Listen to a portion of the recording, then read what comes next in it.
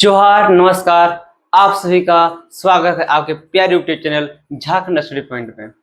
जैसा कि आप सभी जानते ही होंगे कि हम खोटा में झारखंड स्टडी पॉइंट के यूट्यूब चैनल पे खोटा के जो भी चीजें जो आपके पाठ्यक्रम में दिया गया है उसी चीजों को हम क्या करवा रहे हैं, फ्री करवा रहे हैं। इसके लिए आपको कहीं भी 1 रुपये पे करने की जरूरत नहीं है। तो ज्यादा देर ना करते हुए हम बात करते हैं अगले साहित्यकार।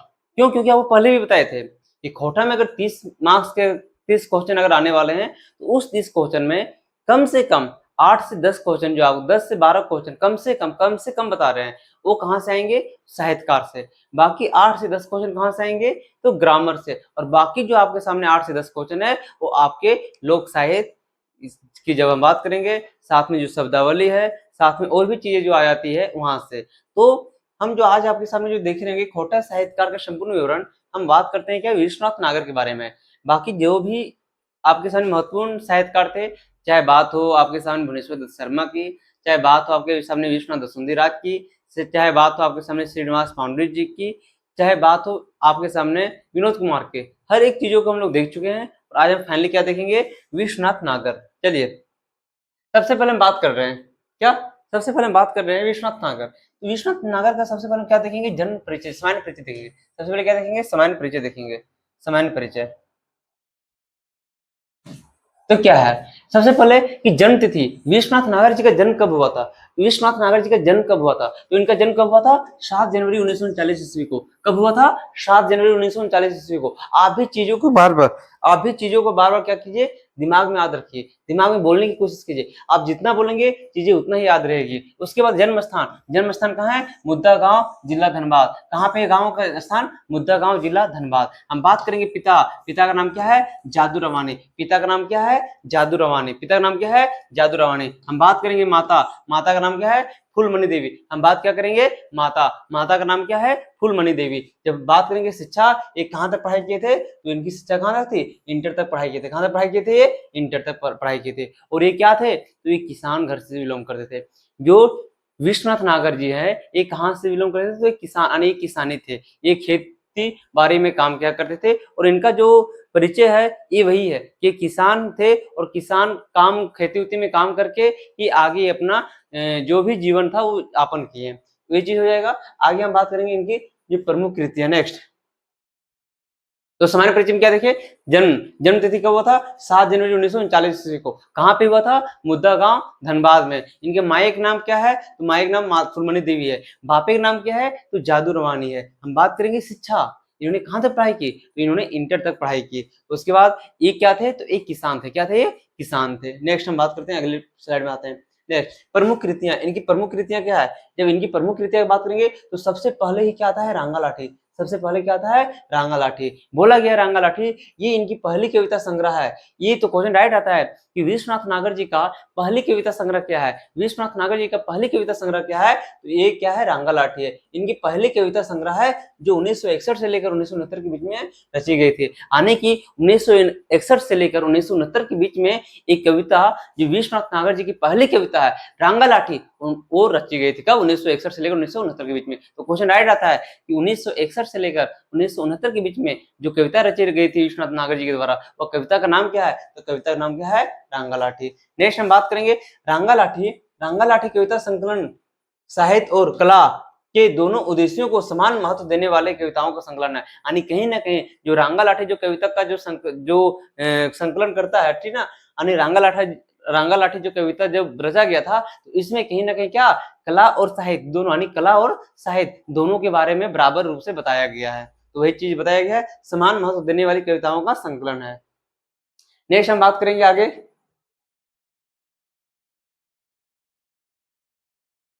सुलक्षाएं। अब नेक्स्ट जो हम बात करेंगे सुलक्षाएं क्या है, सुलक्षाएं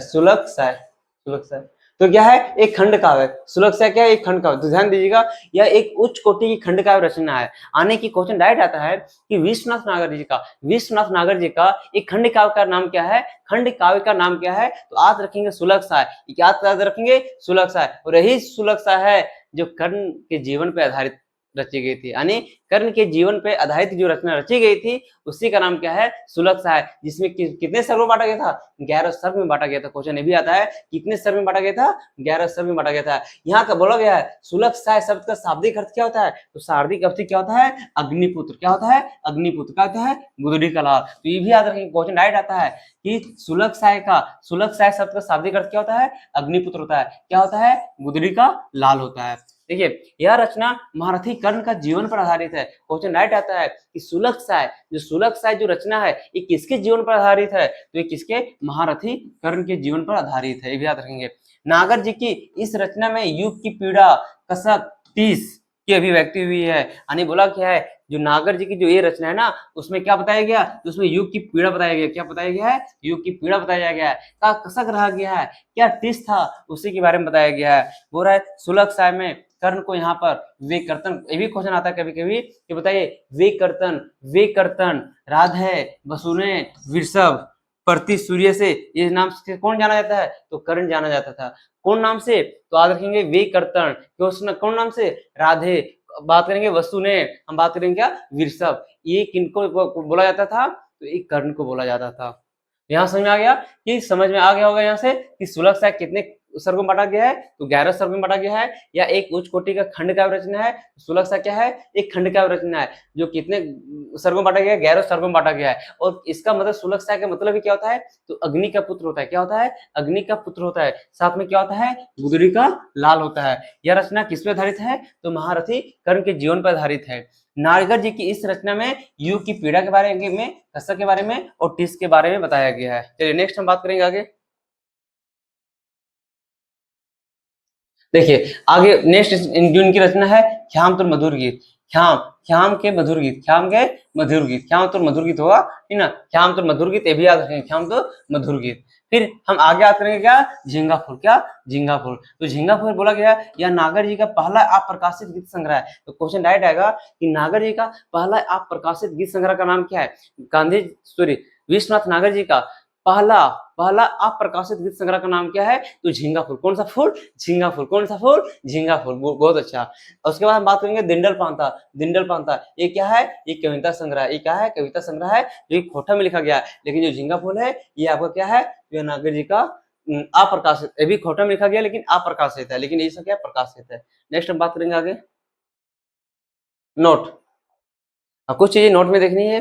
बोला गया क्या, नागर जी के लेख समय समय पर भिन्न भिन्न पत्र पत्रिकाओं में छपते रहे। यानी कि नागर जी जब लिखते थे तो अकर अलग अलग पत्रिका में बोले छपो बोले। अब कौन कौन पत्रिका है तो देखेंगे हम लोग यहाँ पे। देखिए क्या, सबसे पहला दक्षिणी बिहार की लोक भाषा खोटा, ये भी क्या एक पत्रिका है। इसमें क्या होता था, तो विश्वनाथ नागर जी का जो रचना है उसमें छपता था, ठीक ना। और ये कब छपा था, तो 7 जून 1992 ईस्वी को छपा था। दक्षिणी बिहार की लोक भाषा खोटा 7 जून 1922 को छपा था। हम बात करेंगे छोटा नागपुर घर के आंगन की बोली खोटा। क्वेश्चन ये भी आता है कि बताइए छोटा नागपुर घर के आंगन की बोली खोटा ये किनकी पत्रिका में छपा है, ये छपा है किसकी रचना में, कौन सी साहित्यकार की रचना है जिस जो छपा गया है, तो विश्वनाथ नागर। और ये कब छपा था, तो 8 से लेकर 15 नवंबर 1992 को छपा था। समझे, याद रखेंगे इसके बीच में 8 से लेकर 15 नवंबर तक, और अनिल जो 1992 है तब इसमें छपा था। किसमें, तो छोटा नागपुर घर के आंगन की बोली खोटा, ये भी याद रखेंगे। और दक्षिणी बिहार की लोक भाषा खोटा, दक्षिणी बिहार की लोक भाषा क्या है, खोटा है। और साथ में क्या रखेंगे, छोटा नागपुर घर के आंगन की बोली क्या है, खोटा है। छोटा नागपुर बोले तो वही हमारे झारखंड राज्य क्या बोला जाता है, छोटा नागपुर बोला जाता है। तो छोटा नागपुर में जो यहाँ पे जो आंगन की बोली क्या है, वो खोटा है। देखते होंगे हमारे आसपास के खासकर जो पार नदिया के क्षेत्र के आसपास जो खोटा बोला जाता है, वहां पे क्या खोटा ही बोला जाता है, यहाँ पे क्या बोला जाता है, खोटा ही बोला जाता है। अब नेक्स्ट हम बात करेंगे आगे, अन्य महत्वपूर्ण तथ्य में क्या है। देखिए कि विश्वनाथ दसुंधीराज नारायण महतो आणि विश्वनाथ दसुंधीराज। देखिए विश्वनाथ दसुंधीराज, नारायण महतो, नरेश नीलकमल और विश्वनाथ नागर जी सबों ने मिलकर 1957 ईस्वी में, याद रखिए 1957 ईस्वी में लोक सेवा संघ और खोटा साहित्य समिति बनाया था। तो क्वेश्चन राइट आता है लोक सेवा संघ और खोटा साहित्य किसने बनाया था, तो 4 से 5 जो आपके सामने प्रमुख जो साहित्यकार थे, ठीक ना, जिनका नाम क्या है, विश्वनाथ दसुंधीराज। यही विश्वनाथ दसुंधीराज है जो अजगर नाटक लिखे थे। उसके बाद में क्या बताएंगे, नारायण महतो, हम क्या बोलेंगे, नरेश नीलकमल जो कि फुटकर रचनाएं कविता लिखती थी, हम क्या बताएंगे, विश्वनाथ नागर जो भी हम लोग पढ़ रहे हैं, ये सब मिलकर क्या रचे थे, तो लोक सेवा संघ क्या रचे, किसकी स्थापना किए थे, तो लोक सेवा संघ और खोटा साहित्य समिति बनाए थे। लोक सेवा संघ और खोटा साहित्य समिति बनाए थे। और 1957 ईस्वी में ही आकाशवाणी रांची की स्थापना हुई थी। 1957 ईस्वी में क्या हुआ था, आकाशवाणी रांची की स्थापना हुआ था, जहां से साहित्यकारों का क्या आपका रचनाएं प्रकाशित हुआ करती थी। तो ये भी याद रखेंगे, 1957 दो डेट है, दोनों डेट याद रखेंगे। 1957 याद रखेंगे क्या कि 1957 में खोटा लोक सेवा संघ और खोटा साहित्य समिति बनाया गया था। फिर हम आगे बात करेंगे, विश्वनाथ नागर जी को श्रीनिवास पांडे जी ने खोटा साहित्य समिति का सचिव नियुक्त किया था। ध्यान देंगे, अब यहाँ से बहुत इंपॉर्टेंट क्वेश्चन है कि विश्वनाथ नागर जी को कौन, तो श्रीनिवास पांडे जी ने कौन, तो श्रीनिवास पांडे जी ने क्या, तो खोटा साहित्य समिति का सचिव, यानी खोटा जो साहित्य समिति जो बनाया गया था, खोटा साहित्य समिति जो बनाया गया था 1957 में, उसका सचिव किसे नियुक्त किया गया था, विश्वनाथ नागर को नियुक्त किया गया था। और कौन नियुक्त किए थे, तो कौन नियुक्त किए थे, तो हमारे पांडे जी नियुक्त किए थे। तो पांडे जी नियुक्त किए थे खोटा साहित्य समिति का सचिव, किसे, विश्वनाथ नागर जी को। तो भी याद रखेंगे। नेक्स्ट, तो ये सारा था इंपॉर्टेंट जो पॉइंट था आपका वो। बाकी अब क्या करेंगे, हम एक एक करके देखते हैं क्या, तो हम क्वेश्चन देखते हैं एक एक करके इनका यहाँ से। वो क्वेश्चन जो बहुत ज्यादा इंपॉर्टेंट है, पहला हम देखें कि नागर जी पढ़ रहे थे, नागर जी कहाँ तक पढ़ रहे थे, नागर जी कहाँ तक पढ़ रहे थे, बताइए आप लोग पहले बताए थे, नागर जी कहाँ तक पढ़ रहे थे, आपको पहले बताए थे कहाँ तक पढ़ रहे थे, नागर जी कहाँ तक पढ़ रहे थे, तो आपको पहले बताए थे कि मैट्रिक, कि इंटर, कि बीए एमए, तो कहाँ तक पढ़ रहे थे, तो इंटर तक पढ़ रहे थे। कहाँ तक पढ़ रहे थे, इंटर तक पढ़ाई कर रहे थे नागर जी। तो याद रखेंगे, नागर जी कहाँ तक पढ़ रही थी, तो इंटर तक पढ़ रही थी। आगे हम बात करते हैं। नेक्स्ट, नागर जी कौन ठावे के रहिवैया थे, नागर जी कौन ठावे के रहिवैया थे, तो याद रखिएगा, मुद्दा गांव धनबाद। कौन सा गांव, मुद्दा गांव धनबाद, मुद्दा गांव धनबाद, मुद्दा गांव धनबाद, यहाँ के रहिवैया थे कौन, नागर जी। नेक्स्ट हम बात करते हैं आगे।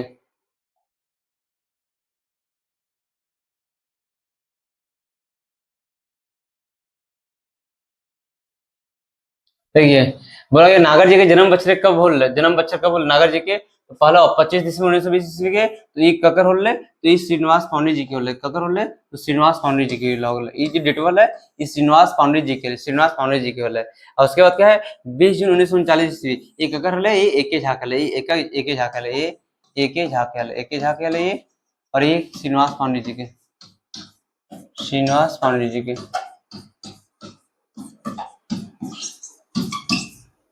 तो हम अगर बात कर तो कब बोल रहे, तो 7 जनवरी 1939 ईस्वी की, 7 जनवरी 1939 ईस्वी के जन्म बोल रहे, तो विश्वनाथ नागर जी के जन्म बोल रहे, विश्वनाथ नागर जी के जन्म कब बोल रहे, तो 7 जनवरी 1939 ईस्वी की। हम आगे आओ, ये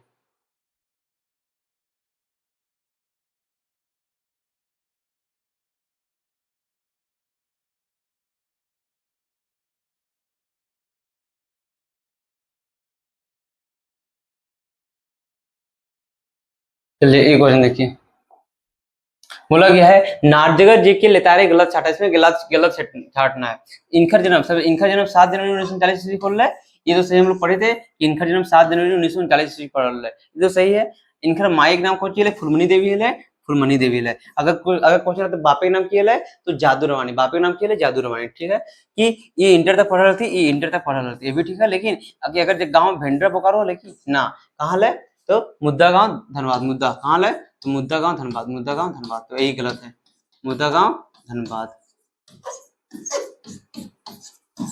ये हो जाता है। ठीक, नेक्स्ट,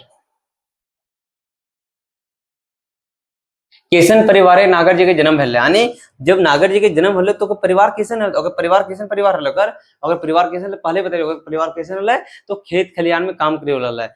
जब खेत खलियान तो कोजी बोल जाए साधारण चाष्य परिवार, कोजी बोल जाए साधारण चाष्य परिवार है। अगर जब कैसन परिवार है तो साधारण चाष्य परिवार है। ठीक, आगे हम बात करो ये,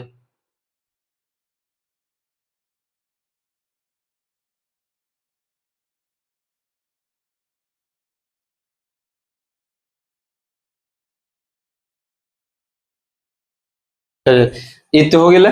आगे हम वो आगे कुछ है कि सुलक्षाय कैसे रचना लगे, सुलक्षाय कैसे रचना लगे, तो अभी हम बताए थे सुलक्षाय कैसे लगे, तो एक खंड का लगे, सुलक्षाय कैसे लगे, एक खंड का लगे, किसने लगे, खंड का लगे। और कितना सर्ग बाटल का लग रहा है, 11 सर्ग लगे, 11 सर्ग लगे, ठीक है। और बाकी हम लोग गीत संग्रह भी पढ़े थे, ये अप्रकाशित गीत संग्रहालय झींगा फूल, झींगा फूल, झींगा फूल, ये अप्रकाशित है, झींगा फूल, झींगा फूल, ठीक, ये भी याद रखिए। नेक्स्ट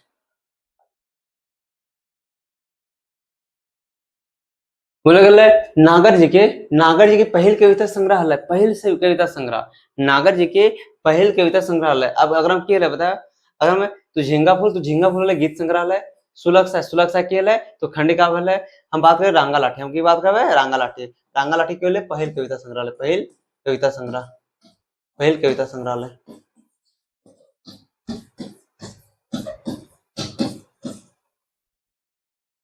नेक्स्ट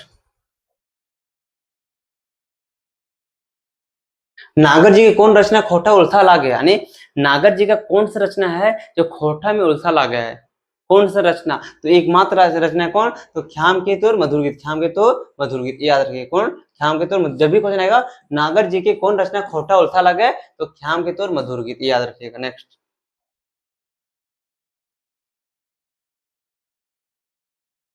झींगा फूल के लेता रहे, गलत के छाटा, झींगा फूल के लेता रहे, झींगा फूल के, अब हमको पता थे पहले कि झींगा फूल क्या है, तो झींगा फूल आपके सामने अप्रकाशित जो आपका गीत संग्रह है, इनका लिखा हुआ है, ये तो नागर जी का लिखा हुआ है, तो ये नागर जी के लिखल गीत संग्रह लगे, ठीक है। ये अखर में छपल नख है, ये अखर ले छपल नख है, ये रचना खोटे उल्था लागे, ये विश्वनाथ नागर जी की रचना लगे, तो ये तो विश्वनाथ नागर जी की रचना लगे, ठीक है, ठीक। ये रचना खोटा के उल्था उल्था लागे, ये एखन ले छप्पल नखा है, यही तो गलत, कौन गलत है, तो ये खोटा कुर्था लागे, खोटा कुर्था लागे, ठीक, ये भी है। यानी दो ये अखर अखन ले छप्पल नखा है, तो अखर में छप्पल है, छप्पल है, ठीक, छप्पल नखा है, तो इसका आंसर क्या हो जाएगा, टू, टू हो जाएगा, 9 का 2 हो जाएगा। झिंगापुर के लेतारे गलत के छाटा, तो ये नागर जी के गीत संग्रह लागे, ठीक है। ये रचना खोटा उल्था लागे, खोटा में उल्था लागे, ठीक ना, झिंगापुर खोटा में उल्था लागे, ये विश्वनाथ नागर जी के रचना लागे, नागर जी के लागे, ठीक, नागर जी के लागे, तो अखर में कौन हो जीते, अखर में 2 हो जीते, ठीक। ये अखन ले छप्पल नखा है। आगे सुलग साय के लेतारे सही के छाटा, एक खंड क्या रचना लागे लागे, ये महाभारत एक पात्र कर्ण पधारित है, ये विश्वनाथ नागर जी की रचना लागे है, यानी कौन है, तो सारा का सारा सही, यानी सारा का सारा सही। सुलग साहेब के खंड में है, तो सुलग साहेब पहले बताए थे क्यों, 11 खंड में, यानी आंसर पहले 3। नेक्स्ट नागर जी के सचिव हल है, कौन से, तो खोटा साहित्य समिति के सचिव हल, खोटा साहित्य समिति के केवल है, ये सचिव हल है। और कब खोटा साहित्य समिति कब बनाया गेल है, 1957 ईस्वी के बनाया गेल है। और सचिव के बने ले, तो पांडे जी बने ले, की बने ले, पांडे जी बने ले, पांडे जी। आगे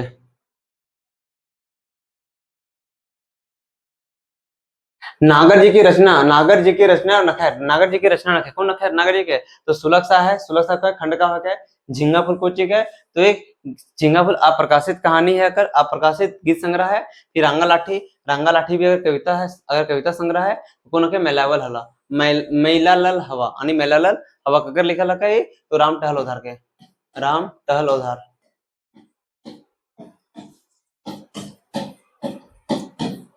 चलिए नेक्स्ट,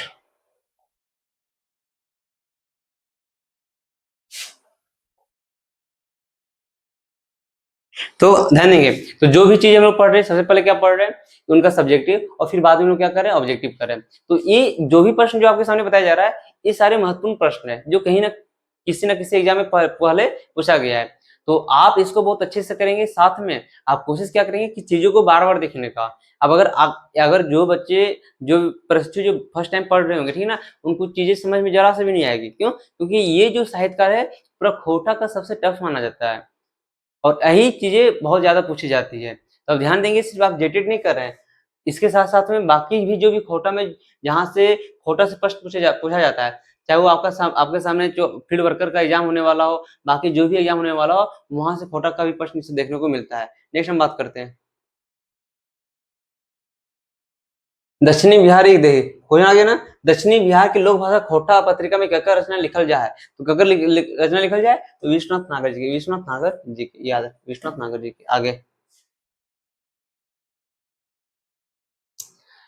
कौन नागर जी के अप्रकाशित गीत संग्रह के कौन हो गए, तो झींगा पुलक, क्या हो गए, झींगा पुलक है। ठीक है, आने ये आपका 15 क्वेश्चन है आपका, ये 15 क्वेश्चन जो कंप्लीट हो गया। यानी हम आज क्या खत्म किए, तो खत्म किए आपके सामने विश्वनाथ नागर जी के बारे में। अगले क्लास में हम बात करेंगे श्याम सुंदर महतो श्याम जी के बारे में, जो कि बहुत ही महत्वपूर्ण है वो भी। उसके बाद फिर दिनेश कुमार दिन में छोटा छोटा चीजें रहेगी, वो आपको बता दिया जाएगा ऐसे ही। बाकी के लिए आप लोग को टेंशन नहीं लेना, बाकी के लिए आपको टेंशन नहीं लेना है, और जो भी चीजें होगी वो बहुत ही अच्छे तरीके से बताया जाएगा, ताकि आपको थोड़ा सा भी प्रॉब्लम ना हो। जो चीजें आप बैच जब आप खोटा को जो अभी भी पढ़ने के लिए जो पढ़ना स्टार्ट नहीं किए, अब पढ़ना स्टार्ट कर दीजिए। क्यों, क्योंकि जो बार बार जो बताया जा रहा है आपके सामने एक टेंटेटिव डेट जुलाई जुलाई जुलाई, हो सकता है कि जुलाई में एग्जाम हो, और हो सकता है नहीं 99.99% चांस है, और 1% में झारखंड सरकार है तो कुछ भी हो सकता है 0.1% में, लेकिन बाकी 99.99% चांस है क्या एग्जाम आपका जुलाई में हो। तो उसके हिसाब से आप अपनी तैयारी को धार दीजिए, और जितना ज्यादा हो सके आप मेहनत करना स्टार्ट कीजिए। क्यों, ये मौका बार बार आपके सामने नहीं आने वाली है, ये पिछले 10 वर्षों के संघर्ष के बाद आया है। तो आप समझिए कि सरकार का हालत ऐसा है, समझे। और अब जैसा कि आप सब जानते ही होंगे कि फिर भी इतने संघर्ष करने के बावजूद भी, और इतने संघर्ष करने के बावजूद अगर आया है तो इसको हाथ से जाने मत दीजिए, और जितना हो सके अपना मेहनत, अपनी लगन और अपना परिश्रम करते रहिए।